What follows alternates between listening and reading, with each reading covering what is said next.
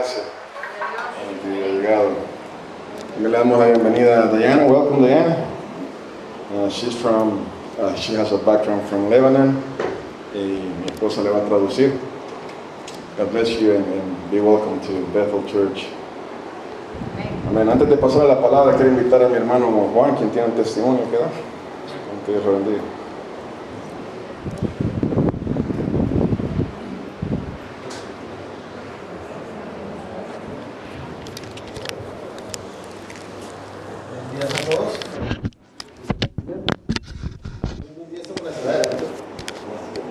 Soy más tímido que era cuando estuve allá, pero bueno, yo le quiero dar las gracias a Dios porque, como todos saben, hemos orado mucho con mi hermano y hace 8 días, cuando oramos, el pastor oró porque le diera como un momento de conciencia a él en lo que vive, y pues él tiene problemas de drogadicción, estaba en la calle, estaba herido porque pues, tuvo problemas en la calle, estaba herido, por supuesto. Y mis papás lo buscaron ese día y me dijeron que le iban a dar la última oportunidad y que lo pensara, y que a los 2 días iban a reunir con él en un sitio, que era la última vez, o se iba con ellos para un centro de rehabilitación, o que ya no podíamos ayudarlo más en la casa. Y pues orábamos aquí en la iglesia y todo, y pues muchas veces nos ha dicho que sí, y nunca llega o nunca, y ese día llegó y aceptó ir con ellos al centro de rehabilitación, que a mirar cómo era. Y pues es un centro de rehabilitación cristiano, es cerca de Cali, es en una finca, y pues cuando lo acogieron allá, lo invitaron a almorzar y se quedó pues en el comedor con la gente del centro de rehabilitación, y mis papás aprovecharon y se fueron. Lo dejaron. O sea, tener la oportunidad de que llegara a guardia, y pues el pastor en la tarde le dijo, no, pues él se quedó como tranquilo, duró como un día, como pensando, no quería soltar pues él andaba armado, su arma y sus cosas de él. Pero al otro día él voluntariamente fue y buscó al pastor, y le entregó todo, dijo, aquí le entrego esto y voy a intentarlo. Entonces, ya lleva una semana y pues es un orgullo porque pues a nosotros Dios lo que está haciendo, ya que él está en un estado mal, o sea, estaba mal, y ya 8 días que no esté consumiendo drogas, eso ya es. Y el pastor dice que lo ve bien, que está tranquilo y pues que todo va para adelante. Entonces eso es testimonio bien grande para mí, para mi familia, las oraciones de mi mamá, las oraciones de ustedes y todo. Amén. Gracias a Dios por eso. Amén.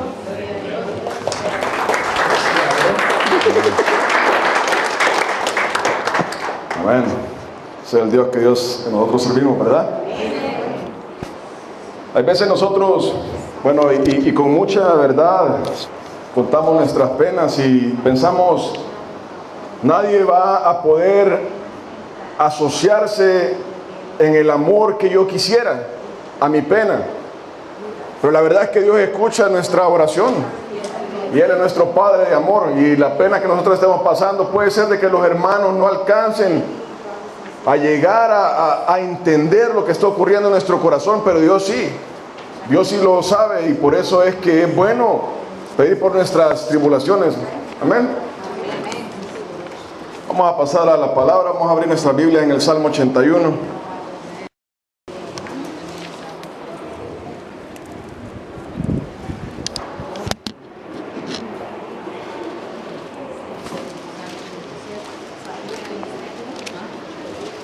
Salmo 81.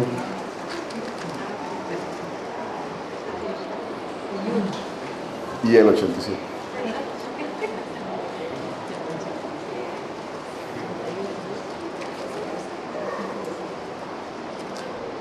Lo tenemos. Salmo 81 dice la palabra del Señor. Cantad con gozo a Dios, fortaleza nuestra, al Dios de Jacob, aclamad con júbilo. Entonad canción y tañed el pandero, el arpa deliciosa y el salterio.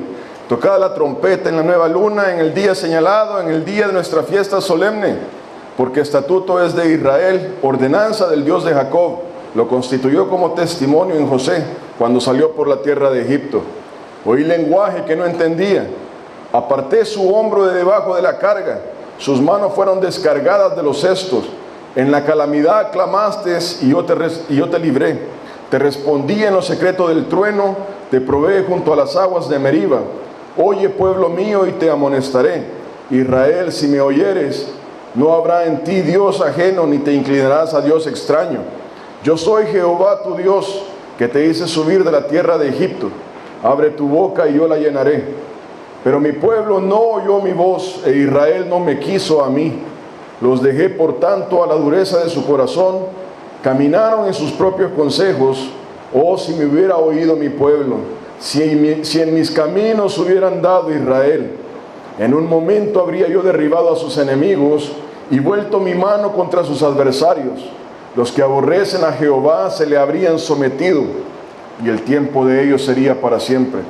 Les sustentaría Dios con lo mejor del trigo, y con miel de la peña les saciaría. Amén. Padre amado, Dios santo, Señor, te pedimos que seas tú, Señor, volviendo tu rostro a tu pueblo, Padre. Señor, nosotros te invocamos, Padre, buscando tu misericordia en Cristo Jesús. Señor, tu palabra dice que hemos sido aceptos delante de ti por medio de Él, Señor. Padre, te pedimos que escuches nuestra voz, nuestra oración, Padre, que en tu palabra tú nos hables a cada uno, Padre Santo, Señor. Tú conoces nuestras cargas, lo que estamos pasando, Dios mío, Señor. Oye, Señor, la palabra de tu pueblo, Señor, y ministranos a través de tu palabra, Padre, en el nombre de Cristo Jesús, Señor. Amén y amén. Amén. Ahora, no sé si usted se ha hecho la pregunta: ¿cuántas personas habrán comenzado en Cristo Jesús? ¿Cuántas personas habrán comenzado su trayecto con Cristo y se volvieron atrás? ¿Cuántas personas han de haber? ¿Y qué les pasó? Y aquí la palabra en este salmo nos habla un poco acerca de eso. Y he separado este salmo en secciones. Y el versículo del 1 al 5 dice la palabra: cantad con gozo a Dios, fortaleza nuestra, al Dios de Jacob, aclamad con júbilo, entonad canción y tañed el pandero, el arpa deliciosa y el salterio. Tocad la trompeta en la nueva luna, en el día señalado, en el día de nuestra fiesta solemne, porque estatuto es de Israel, ordenanza del Dios de Jacob. Lo constituyó como testimonio en José, cuando salió por la tierra de Egipto. Y esta es algo de lo que he predicado en algunas ocasiones acerca de la alabanza a Dios. La necesidad de cada cristiano de alabar a Dios. Hermano, todo cristiano tiene una necesidad de declarar alabanza a Dios. Y ahí empieza a hablar acerca de cómo debemos de exaltar su nombre, de cantarle a Él. Hermanos, la alabanza primeramente es un fruto del Espíritu. Primeramente es un fruto del Espíritu. Allá en Gálatas 5 dice de que el fruto del Espíritu es amor. Después dice que es un gozo. Hermano, cuando el cristiano siente gozo, lo lleva a alabar al Señor. Y ese es el estilo de vida del cristiano: alabar a Dios. Vamos a hablar durante esta prédica acerca del estilo de vida. Hermanos, nosotros debemos de congregarnos no porque nos guste, sino porque es un mandato de Dios que debemos de congregarnos, debemos de alabar su nombre, no porque nos guste. O sea, no primeramente porque nos guste, sino que es un mandato de Dios. Tenemos que exaltar a Dios. Y aquí dice la palabra de cómo debemos de cantarle a Él. Hermano, ese es parte del estilo de vida del cristiano. La nueva vida del cristiano, la suya y la mía. Debemos de alabar a Dios. Hermano, como decía La necesidad de alabar a Dios primero es un fruto del Espíritu, lo que dice Gálatas 5, el gozo. Pero veamos qué dice también Colosenses 1. No pierda el Salmo 81. Colosenses 1, del 12 al 14.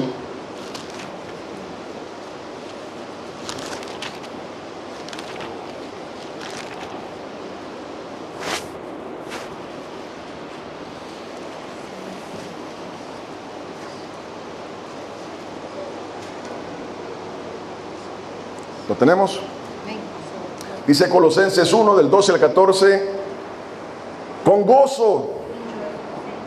gozo, dando gracias al Padre que nos hizo aptos para participar de la herencia de los santos en luz, el cual nos ha librado de la potestad de las tinieblas y trasladado al reino de su amado Hijo, en quien tenemos redención por su sangre, el perdón de pecados. Y en Hechos 26, 18...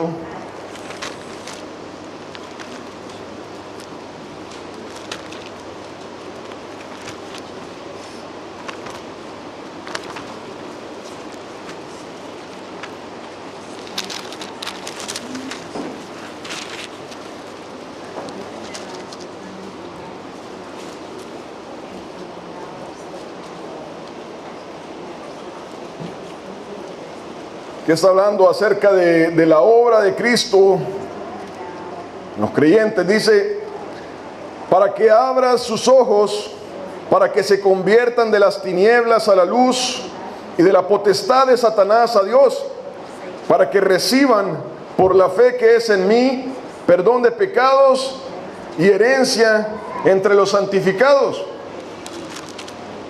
Entonces este salmo primeramente habla acerca de la alabanza que le debemos nosotros como hijos de Dios a Él, de cómo cada uno de nosotros tiene que alabar su nombre con gozo, hermano, y este gozo radica en el hecho de que cada uno de nosotros tiene que estar consciente que hemos sido libertados, perdonados y hemos recibido herencia en el reino de Dios. Cada uno de nosotros tiene que estar consciente de eso. Hermano, cuando nosotros estamos conscientes de eso, como decía la palabra ahí, de que hemos sido libertados, podemos sentir ese gozo. Hermano, pero hay cristianos que pasan por la vida en derrota, y ese sentimiento de derrota los lleva a permanecer callados delante de Dios. Todo cristiano tiene que estar consciente de eso, que ha sido libre, que está libre, que ha sido perdonado, sus pecados han sido perdonados y Dios le ha dado herencia en su reino. Ahí leíamos en Colosenses, dice, el cual nos ha librado de la potestad de las tinieblas y trasladado al reino de su amado Hijo, en quien tenemos redención por su sangre, el perdón de pecados. Hermano, hay algo que mi papá y mi mamá no pueden hacer por mí, es perdonar mis pecados. Mi papá y mi mamá me aman mucho, sé que es el caso de ustedes, pero ellos no pueden perdonar mis pecados. Solo Dios puede, en Cristo Jesús. Hermano, y ese es un motivo de gozo. Tenemos que alabar a Dios. No hay ejército, no hay hombre armado que lo pueda librar del poder de Satanás. No hay nadie que lo pueda librar del poder de Satanás, excepto Cristo Jesús. El hombre puede andar armado, puede tener un coraje grande, pero no puede ser libertado del poder de Satanás. Solamente la sangre de Cristo tiene poder para libertar al hombre. Y dice, nos ha trasladado al reino de su amado Hijo. Hermano, todo el dinero del mundo, todo el amor del mundo no nos puede trasladar al reino de Cristo Jesús, al reino de Dios. Solamente Cristo lo puede hacer. Solamente Cristo puede hacer esa obra en nosotros. Hermano, ese es un motivo de gozo. Esa es la razón por la cual Cristo vino a este mundo. Cristo no vino a darnos fábulas. Cristo vino a libertarnos, a perdonarnos y a hacernos herederos del Señor.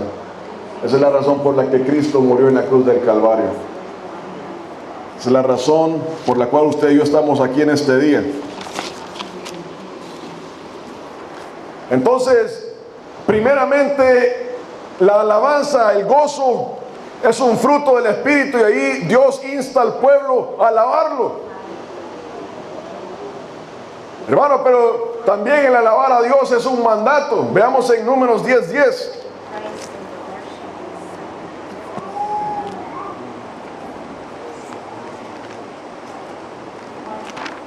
Números 10, versículos 10. Vamos a leer del 1 al 10, pero vamos a concentrar en el 10.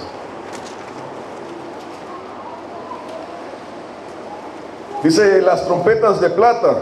Aquí está hablando acerca de la alabanza a Dios.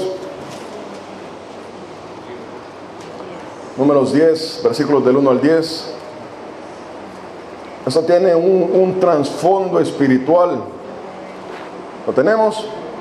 Dice: Jehová habló a Moisés diciendo: hazte 2 trompetas de plata, de obra de martillo las harás, las cuales te servirán para convocar la congregación y para hacer mover los campamentos. Y cuando las tocaren, toda la congregación se reunirá ante ti a la puerta del tabernáculo de reunión. Mas cuando tocaren solo una, entonces se congregarán ante ti los príncipes, los jefes de los millares de Israel. Y cuando tocareis alarma, entonces moverán los campamentos de los que están acampados al oriente. Y cuando tocareis alarma la segunda vez, entonces moverán los campamentos de los que están acampados al sur. Alarma tocarán para sus partidas. Pero para reunir la congregación tocaréis más, no con sonido de alarma. Y los hijos de Aarón, los sacerdotes, tocarán las trompetas.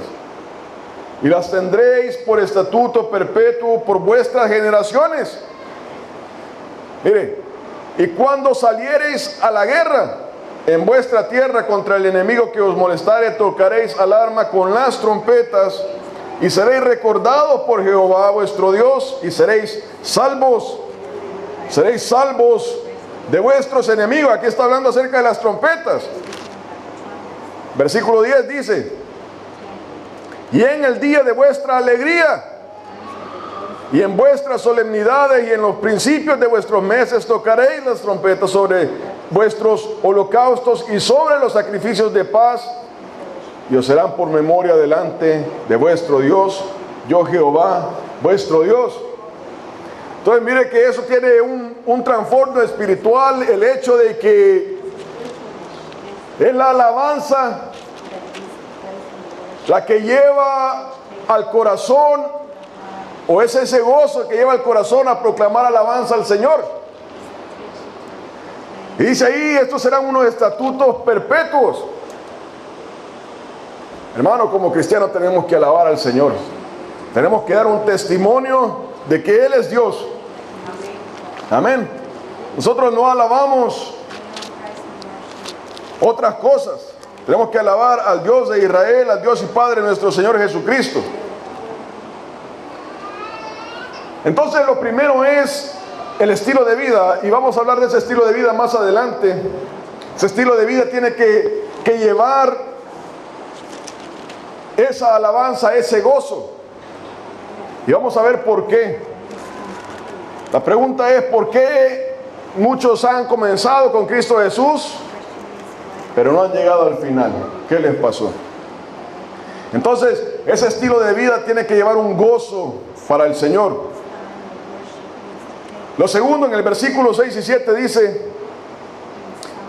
la parte antes, en el versículo 5 dice: oí lenguaje que no entendía cuando salieron de la tierra de Egipto, cuando estaban en Egipto. Aparté, esto es lo que Dios ha hecho, aparté su hombro de debajo de la carga, sus manos fueron descargadas de los cestos. En la calamidad clamaste y yo te libré. Te respondí en lo secreto del trueno, te probé junto a las aguas de Meriba. Algo que usted y yo tenemos que tener en mente es lo que Dios ha hecho en nuestras vidas. Hermano, parte del por qué las personas vuelven atrás es porque no se recuerdan de dónde lo sacó el Señor. Una ilustración de esto es Juan 9. Juan 9 habla acerca del caso de un ciego de nacimiento. Ese hombre nació ciego. Hermano, cuando usted y yo leemos Juan 9 y todo creyente lee Juan 9, estamos leyendo nuestras vidas. El hecho es de que usted y yo nacimos ciegos. Y llega a una conclusión ese hombre ahí en el versículo 25. Dice, miren, yo no sé, pero una cosa sí sé, que yo era ciego y ahora veo. Hermano, algo que usted y yo tenemos que tener siempre en mente es de que nosotros éramos ciegos. Hermano, yo me acuerdo de mi vida pasada, cuando no estaba en Cristo Jesús. Era una desgracia. Era una desgracia mi vida. Yo puedo volver atrás y me doy lástima yo solo de saber lo que yo hacía con mi vida. Y reconozco lo que Dios ha hecho en mi vida. Y sé que ese es el caso de cada uno de ustedes. Pero es algo que todo cristiano tiene que tener conciencia. Dios le empieza a recordar a Israel: miren, no crean que ustedes son especiales. Ustedes estaban en Egipto y eran esclavos. Ustedes estaban con canastos encima. Estaban bajo la opresión. Y yo los saqué de ahí. Hermano, esa es la conclusión que cada uno de nosotros tiene que llegar. Darnos cuenta de dónde nos sacó el Señor. Cada uno de nosotros tiene que tener un testimonio, y que cuando le pregunte el Señor si quieren se van, como dijo Pedro: Señor, ¿y a dónde voy a ir? ¿Y a dónde voy a ir? Yo sé de dónde me sacaste. Yo sé de dónde vengo. Ya no quiero volver atrás. Ya no quiero estar ahí otra vez. Dios le recuerda al pueblo y le recuerda ahora a la iglesia de dónde lo sacó. Y ustedes me clamaron y yo les respondí. Hermano, el Señor no tenía necesidad de nosotros. Nosotros teníamos necesidad de Él. Y eso le recuerda a Dios. Hermano, cuando leemos Juan 9, nos recordamos de que nosotros éramos ciegos. Hermanos, nosotros éramos ciegos espiritualmente hablando, pertenecíamos al reino de Satanás, no conocíamos otra cosa. Pero el Señor en su misericordia nos sacó de ahí, nos dio vista. El Señor le recuerda a Israel y le recuerda a usted y a mí este día de dónde nos sacó. Acordémonos de dónde nos sacó, hermano, hermana. El Señor ha sido fiel. Amén. Entonces, Dios ha dejado testimonio en cada uno de nosotros de lo que ha hecho en nuestras vidas y colectivamente a la iglesia. Y ahí continúa y dice, en el versículo del 8 al 10: oye, pueblo mío, y te amonestaré, Israel, si me oyeres. No habrá en ti Dios ajeno, ni te inclinarás a Dios extraño. Yo soy Jehová tu Dios, que te hice subir de la tierra de Egipto. Abre tu boca y yo la llenaré. Hermano, este es el principio del problema. Aquí es donde comienza el problema del cristiano que abandona al Señor. Aquí Dios hace tres aclaraciones. Una es, hablando del estilo de vida, dice: yo soy tu Dios. Yo soy tu Dios. Lo segundo es: no tendrás dioses ajenos. Y lo tercero es: acordate que te hice subir de la tierra de Egipto. Acordate de dónde te saqué. Entonces aquí comienza el problema de la persona que abandona a Cristo Jesús. Y vamos a empezar en el estilo de vida de la persona. Lo primero que Dios le dice es: yo soy tu Dios. Yo soy tu Dios. Hermano, cuando venimos a Cristo Jesús, hay una cosa que no podemos manejar y es la libertad. Cuando Cristo viene a nuestra vida, Él nos hace libres. Nos suelta de la potestad del diablo y nos hace libres. Pero el cristiano tiene un problema viviendo la libertad. La libertad consiste en que ya no hay nadie encima de nosotros diciendo tenés que hacer esto, tenés que hacer esto otro, sino que Dios le dice a uno, seguime, vamos a comenzar a caminar los dos juntos. Y aquí comienza ese estilo de vida en el cual Él es Dios, Él es nuestro Dios. Y vamos a comenzar a buscar en su palabra qué es lo que yo tengo que hacer, qué es lo que debo de hacer, pero ya no hay nadie encima mío. Uno de los problemas del creyente es que espera que la iglesia y el pastor dicten su vida. Dígame usted qué tengo que hacer. Eso era lo que el diablo hacía antes, pero ahora no más. La palabra de Dios nos ha hecho libre y ahora tenemos que seguir con nuestro corazón de un libre albedrío a Dios.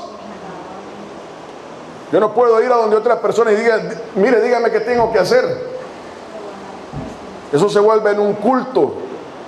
Cuando yo estoy buscando que alguien me diga lo que tengo que hacer, usted y yo somos libres en el Señor. Pero esa libertad se vuelve en un problema para el cristiano. Y estamos hablando acerca del volver atrás. Estamos hablando acerca del estilo de vida y cómo no hacer para volver atrás.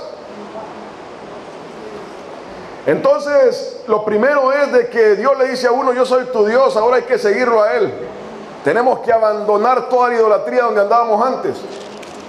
¿Se acuerdan de cuando andábamos cargando cosas, estatuas? Andábamos cargando fotografías, imágenes. Tenemos que abandonar todo eso. Ya no podemos seguir el estilo de vida de antes. No podemos practicar lo que practicábamos antes. Ahora tenemos que seguir al Señor. Hermano, y ahí hay un peligro en que esa libertad se vuelve algo permisivo. Soy libre, ya no tengo nadie que me ande puyando atrás. Vaya para allá, vaya para allá. Entonces la vida se vuelve algo permisivo. Yo ya no quiero ir a hacer esto. Yo ya no quiero participar en esto. Yo ya no quiero andar haciendo esto. Hermano, ahí es donde comienza el principio del problema. Cuando nosotros quitamos nuestra mirada de Cristo Jesús y empezamos a enfocarnos en esa libertad permisiva. Yo ya soy dueño de mí mismo. Esa libertad sirve para seguir al Señor. Y eso es lo que usted y yo tenemos que entender. Somos libres para seguir al Señor. Desde el momento en que nosotros perdamos ese enfoque, vamos a empezar a ir para atrás.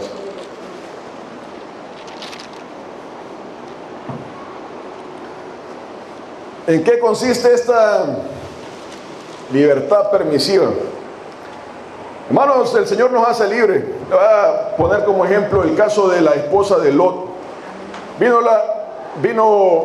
Vinieron los ángeles y le dijeron a Lot, Lot, el Señor te ha dado tu vida por botín, ahora puedes escapar, te puedes ir. Va a destruir Sodoma y Gomorra y tú lo que tenés que hacer es ir hacia afuera. Tenés que escaparte de la destrucción que viene. Pero una cosa, no vayas a volver a ver atrás. Esa fue la dirección de Dios para Lot. Pero mire usted que cuando ellos iban escapando no iba un ángel detrás agarrándole la cabeza para que no volteara a ver atrás.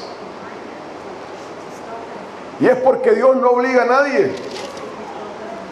Dios nos habla a través de sus palabras y nos dice qué es lo que podemos hacer, qué es lo que no debemos hacer y qué es lo que nos impulsa a hacer. Pero Dios no va a obligar a nadie. Dios no le agarró la cabeza a esas 4 personas y le dijo, miren, yo les voy agarrando la cabeza para que no se vayan a voltear a ver atrás. Yo les digo, no volteen a ver atrás porque eso tiene consecuencias eternas. Pero no los obligó. En eso consiste esa libertad. Y cómo eso se va volviendo algo permisivo en la persona. Dice, no, miren, yo puedo hacer algo.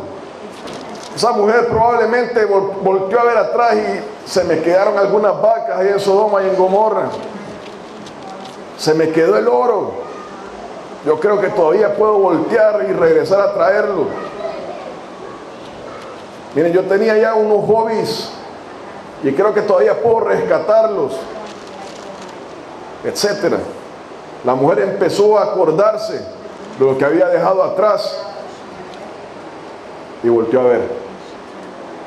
Y volteó a ver. Y esa fue su perdición.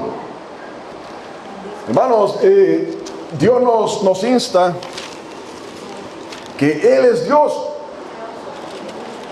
El segundo punto dice, no tendrás dioses extraños, no tendrás dioses ajenos delante de ti.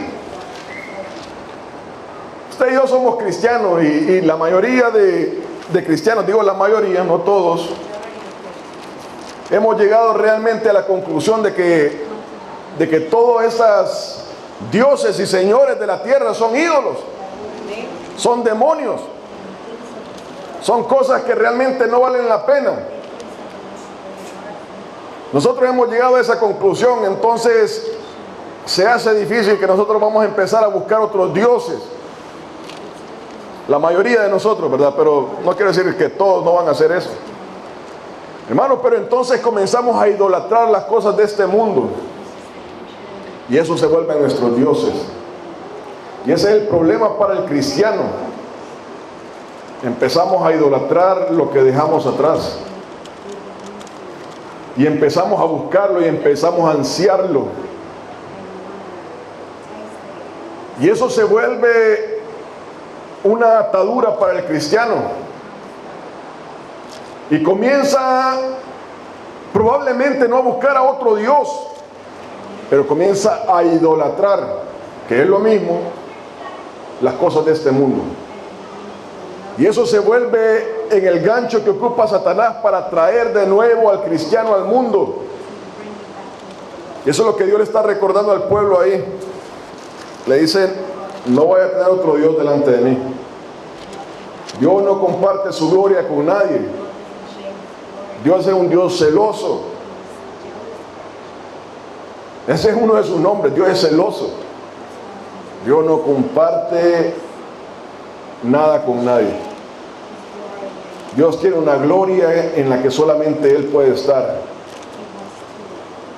Y esa es la advertencia que le da a Israel. Y esa es la advertencia que le da a la iglesia, a usted y a mí en este día. Dios no comparte su gloria. No podemos tener dioses delante de Él. Y lo tercero, que es el punto de todo esto, se vuelve un producto de los otros dos. Entonces lo primero es yo soy Dios. O sea, solo podemos tener a Dios en nuestra vida, solo podemos seguir a Dios. Nuestra vida tiene que estar en esos límites, en el límite de su palabra, en el límite que Dios nos ha dado. Solamente podemos seguir a Dios. No podemos tener otros dioses. Pero el tercera parte de eso es: recuérdate de dónde te saqué. Recuérdate de dónde te saqué. Hermano, cuando empezamos a desplazar a Dios, cuando empezamos a quitarle el lugar que Dios tiene en nuestras vidas, cuando empezamos a decirle, no, yo también tengo mi manera de pensar, yo realmente puedo hacer mis cosas, yo también sé lo que puedo hacer. Ya no necesito que Dios me esté diciendo a mí lo que yo tengo que hacer, porque yo puedo hacer lo que quiera y voy a estar bien. Y empezamos a idolatrar cosas de este mundo, empezamos a desobedecer la ley de Dios. Y no nos hemos acordado de una cosa: ¿de dónde nos sacó el Señor? Y le voy a decir por qué no nos acordamos. Es porque Dios ha hecho una obra en nosotros. Hermano, yo miro la vida de las personas aquí en esta iglesia y muchas son de admirar. No tienen vicios, han prosperado, o hemos prosperado, no tenemos vicios. Los creyentes que siguen al Señor son personas respetables, íntegras. El Señor ha cambiado nuestra vida, ¿verdad? Ha hecho una nueva creación de nosotros. Y esa nueva creación, hay veces nos olvidamos de dónde nos sacó el Señor. Nos olvidamos de lo que éramos antes, de dónde podemos caer o hacia dónde podemos caer. Entonces desplazamos al Señor, entramos nuevos dioses o empezamos a idolatrar nuevas cosas y decimos todo va a estar bien, porque yo ya tengo este estilo de vida, tengo esta nueva identidad y pensamos que todo va a estar bien, todo va a seguir igual. Pero mire lo que dice la siguiente parte, versículos 11 y 12. Dice: pero mi pueblo no oyó mi voz, e Israel no me quiso a mí. Eso es después de que los había librado. Pero mi pueblo no oyó mi voz, e Israel no. Entonces mire el producto de esto. Los dejé por tanto a la dureza de su corazón, caminaron en sus propios consejos. Ese es el producto de hacer a un lado a Dios y comenzar a idolatrar a otros dioses o las cosas de este mundo. Entonces Dios los amonesta y le dice: ustedes no quisieron oír mi voz. Entonces, por lo tanto, como producto de esto, como resultado, los dejé por tanto a la dureza de su corazón, caminaron en sus propios consejos. Entonces, repitiendo, nosotros empezamos a sacar nuestras propias conclusiones, empezamos a hacer nuestras propias matemáticas. No, miren, la verdad es que ya estoy bien. Yo ya no tomo, ya no fumo, ya no andaba en lo que andaba antes, ya no ando en los vicios que andaba antes, ya el Señor me prosperó, estoy bien, tengo una vida buena. Pero yo ahora voy a empezar a tomar mis propios consejos, mis propios caminos. Yo ya, el Señor me ha dado bastante, ya tengo sabiduría en la vida, ya sé lo que tengo y lo que no tengo que hacer. Entonces me voy a tomar mi break, me voy a apartar del Señor. Hermano, eso no funciona así. Veamos qué dice Mateo 12:30.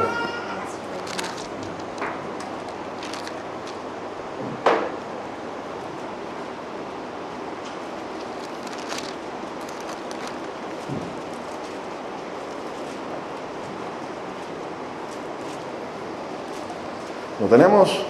Mateo 12:30 dice: el que no es conmigo, aquí está hablando Jesucristo, el que no es conmigo, dice, contra mí es, contra mí es.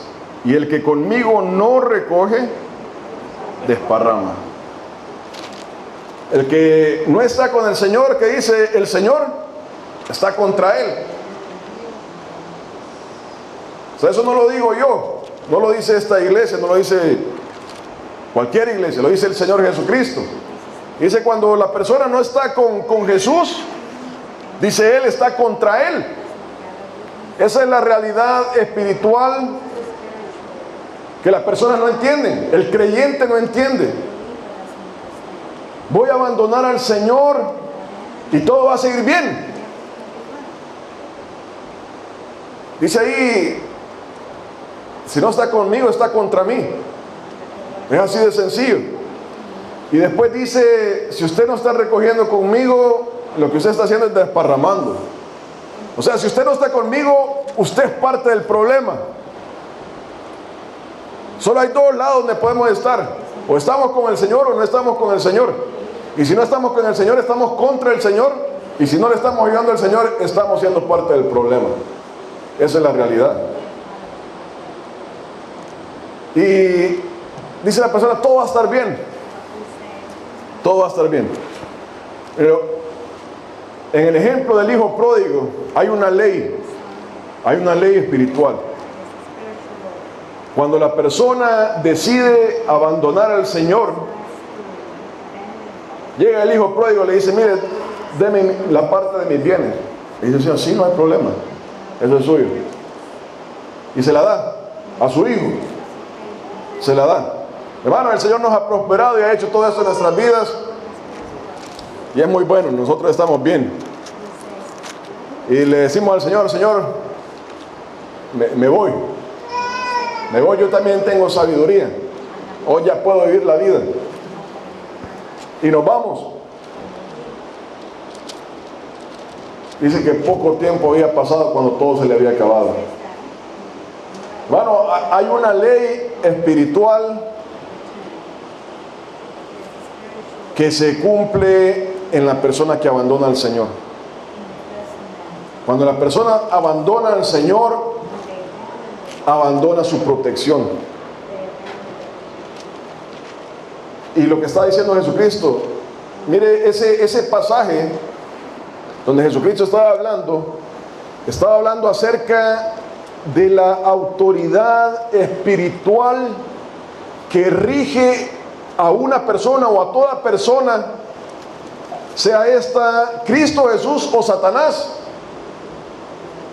Entonces Cristo dice acerca de esa persona: si no está conmigo, es contra mí. O sea, le está diciendo, desde el momento en que yo ya no estoy rigiendo la vida de esa persona, adivine quién pasa a regir. Es Satanás. Entonces esa ley, cuando la persona se aleja de Dios, la protección que Dios tiene sobre la persona se va quitando de su vida. Hermano, hay una cosa, y es de que hay una cosa que usted y yo tenemos que entender, todo cristiano tiene que entender. Nosotros, el Señor nos ha acercado de una manera especial. Dios, hablando de esto, dice de que planteó una viña, dice, la portillé, la cercó, puso una torre. Está hablando acerca de la obra que hace el Señor en cada uno de nosotros. Esa torre en medio de la viña, o sea, en medio de su vida, de mi vida, es la protección de Dios sobre su vida y sobre mi vida. Usted y yo tenemos una protección que no toda persona tiene. Tenemos un cuidado de parte de Dios que no toda persona tiene. Tenemos una bendición de parte de Dios que no toda persona tiene. Pero cuando usted y yo le decimos al Señor: Señor, yo me agarro mi break ahora, voy a tomar mis vacaciones de Él, hermano, esa protección desaparece. Esa protección ya no está ahí. La persona piensa que está ahí.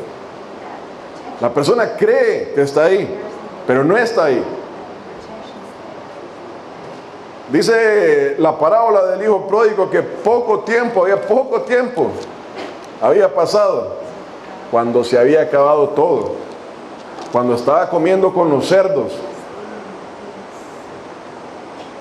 Más adelante dice el hijo que había quedado con el padre: este se fue a gastar todo el dinero con prostitutas. Entonces dijo: no, yo voy a hacer mi fiesta ahora que me tomó mis vacaciones. Y sí, la fiesta puede ser por un poco de tiempo, pero se acaba. Llega el momento en que está comiendo con los cerdos. Está perdido y sin esperanza en el mundo. Esa es esa ley, es una ley espiritual. Si nos alejamos de Dios, no podemos esperar de que Dios esté todavía ahí con nosotros. Y eso es lo que le recuerda a Dios a Israel, y en este día a la iglesia. Le dice: miren, ustedes se quisieron salir de mí, ok. Entonces dice: los dejé, por tanto, a la dureza de su corazón, caminaron en sus propios consejos. Nosotros pensamos que somos inteligentes, pero las cosas no nos salen. Cuando nos alejamos del Señor, nosotros pensamos que estamos bien, y comienzan a salir problemas en todos lados. ¿Por qué? Porque andamos bien porque el Señor está con nosotros. No porque usted y yo seamos inteligentes, seamos buenos. Estamos bien porque Dios ha tenido misericordia de nosotros. Hermano, esto es algo que todo cristiano tiene que saber. Volviendo al estilo de vida. Hermano, cuando nosotros recibimos al Señor, se requiere, se demanda de nosotros un estilo de vida. Tenemos que seguir al Señor todos los días de nuestra vida.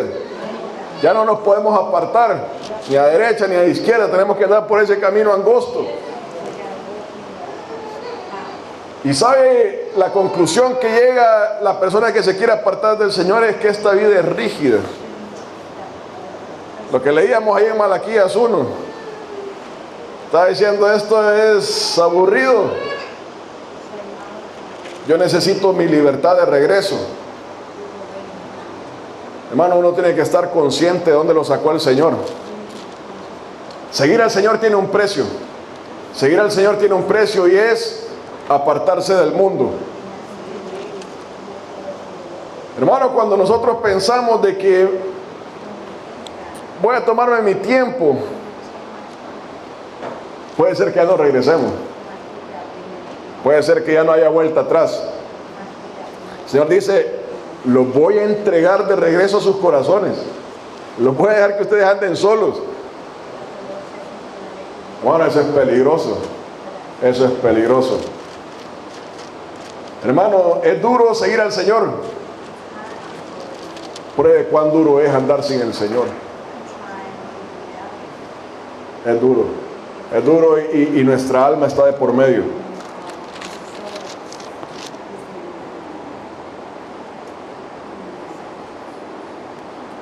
Hermano, el punto de esta predicación es esa, es esos dos versículos. Los entregué de nuevo, o los entregué a la dureza de sus corazones. Y hay una cosa, es de que cuando nosotros decidimos alejar al Señor, sacarlo de nuestra vida, buscar la idolatría de dioses ajenos, de las cosas de este mundo, Dios no puede obligar a la persona a seguirlo. Dios no puede obligar a nadie. Dios tiene el poder para hacerlo, pero no puede hacerlo, o sea, se abstiene voluntariamente. La persona decide sí o no. Y si la persona le dice al Señor, mire, Señor, realmente yo sé que usted es Dios, que estamos bien, pero yo voy ahora a andar en mis propios caminos. El Señor tiene que decir, bueno, le dice el padre, le dice el hijo al padre, en el hijo pródigo, le dice, dame los bienes que me pertenecen. ¿Y qué dice la palabra? Ahí están, eso es suyo. El Señor no lo puede tener. Mire, le voy a decir, algo que pasa antes es una exhortación de parte de Dios. Eso Dios lo hace con cada uno de nosotros, nos exhorta, nos recuerda, nos dice, nos dice a través de sus palabras, nos da sueños, nos habla a través de hermanos, de hermanas, nos habla a través de la naturaleza, para que nosotros no nos alejemos de Él. Nos dice de todas las maneras habidas y por haber. ¿Sabe por qué? Porque cuando el hombre y la mujer vaya a juicio, Dios no va a tener, o el hombre no va a tener cómo reclamarle a Dios. Dios le va a decir, yo te dije, yo te lo dije, te dije de esta manera, te dije de esta otra, y le va a sacar ahí la película. Le va a enseñar a uno ahí pensando cuando estaba reflexionando si hacerlo o no hacerlo. Yo te lo dije. Nadie le va a poder reclamar a Dios en el día del juicio. Nadie. No va a haber ninguna persona. La razón del juicio es para demostrar a la persona la justicia de Dios. Para decirle a la persona, Dios es justo. Y por eso nadie le puede reclamar. Versículos del 13 al 16 dice la palabra: oh, si me hubiera oído mi pueblo, si en mis caminos hubiera andado Israel, En un momento habría yo derribado a sus enemigos y vuelto mi mano contra sus adversarios. Los que aborrecen a Jehová se le habrían sometido. Y oiga, y el tiempo de ellos sería para siempre. Les sustentaría Dios con lo mejor del trigo y con miel de la peña les saciaría. Hermano, cuando leemos Éxodo y leemos el viaje de Israel a través del desierto, estamos leyendo la trayectoria del cristiano en este mundo hasta que el Señor venga o hasta que nosotros vayamos donde el Señor. Entonces, cuando Israel iba pasando esos 40 años en el desierto, estamos leyendo su vida, mi vida, la vida de todo creyente pasando a través de este mundo. El desierto representa este mundo, Israel representa la iglesia. ¿Y cómo va pasando a través de todo eso para llegar a la tierra prometida? Y en el caso de nosotros, llegar al reino que Dios tiene preparado para nosotros, a la Nueva Jerusalén. Hermanos, pasar por el desierto no es algo fácil. Pasar por el desierto no tiene lujos. Pasar por el desierto hay veces se carece de agua. Pasar por el desierto hay veces se carece de comida. No es gracioso, no es algo placentero pasar a través del desierto. Y esa es la vida del cristiano en esta tierra. Eso es algo que usted y yo tenemos que saber. La promesa que Dios nos da es de que Dios va a estar con nosotros todos los días de nuestra vida. Que Dios nos va a sustentar todos los días de nuestra vida. Esa es la promesa que Dios nos da. Eso es algo que usted y yo tenemos que tener claro, la iglesia tiene que tener clara. Dios nos está diciendo, mira, nosotros vamos a construir palacios aquí, vamos a construir castillos y aquí nos vamos a quedar a vivir. Usted va a andar con el carro del año. Eso no es lo que Dios está diciendo. De hecho, una de las fiestas que Dios instituyó para el pueblo de Israel, miren, ustedes van a hacer casas temporales, casas de palmas, casas de lo que encuentren, para que se recuerden cómo pasaron por el desierto. Hermano, eso es lo que usted y yo tenemos que tener en mente. Esta tierra no es el premio de nosotros. Aquí no vamos a encontrar nuestra herencia, no tenemos nuestro premio en esta tierra. Eso es lo que dice la palabra de Dios. Pero el punto de todo esto es que Dios va a ir con nosotros todos los días. El punto de todo esto es que Dios va a saciar nuestra sed, Dios va a saciar nuestra hambre. Dios nos va a guiar a través del desierto, no nos va a faltar nada. Hermano, hay una lección en esto, dice la palabra de Dios, de que el pueblo iba a través del desierto y el maná caía y la persona tenía que salir a recogerla. Así es como funciona esto. El maná no caía directamente en la olla, Dios la cocía y se la ponía en la mesa de la persona. Personas que piensan, voy a venir aquí al reino de Dios, a la iglesia, tengo una nueva vida en Cristo Jesús y aquí Dios va a hacer todo para mí. Eso no funciona así. Hay que salir al desierto, hay que ir a buscar el maná y hay que prepararlo uno. La promesa de Dios es de que todos los días va a llover maná. Todos los días Él va a estar ahí. De ahí consta en cada uno de nosotros ir a traerlo. Consta en la sabiduría que Dios nos va dando a cada uno de nosotros cómo saber vivir esa vida que Dios nos ha dado. Consta en que ese nuevo estilo de vida tiene que ser la norma para nuestras vidas todos los días de nuestra vida. No pensemos de que yo ya estoy aquí, ya no tengo que hacer nada. Ya Dios lo va a hacer todo por mí. Dios ya lo hizo todo por nosotros. Ahora sencillamente nosotros tenemos que tener la sabiduría para vivirlo. Amén. Amén. Entonces, para concluir, hermano, una reflexión para la iglesia, para usted y para mí. Los versículos que leíamos dice: los dejé por tanto a la dureza de su corazón, caminaron en sus propios caminos. Que nunca nos pase esto, hermano, hermana. Hermano, pregúntese por qué muchas personas han abandonado a Cristo. ¿Qué les pasó? Y que estas palabras nos sirvan de advertencia a cada uno de nosotros. No nos olvidemos del Señor. No idolatremos las cosas de este mundo. No nos olvidemos de dónde nos sacó Dios. Porque de hacerlo, lo vamos a vivir en carne propia. Amén. Que el Señor nos bendiga. Pongámonos de pie, hermanos, hermanas.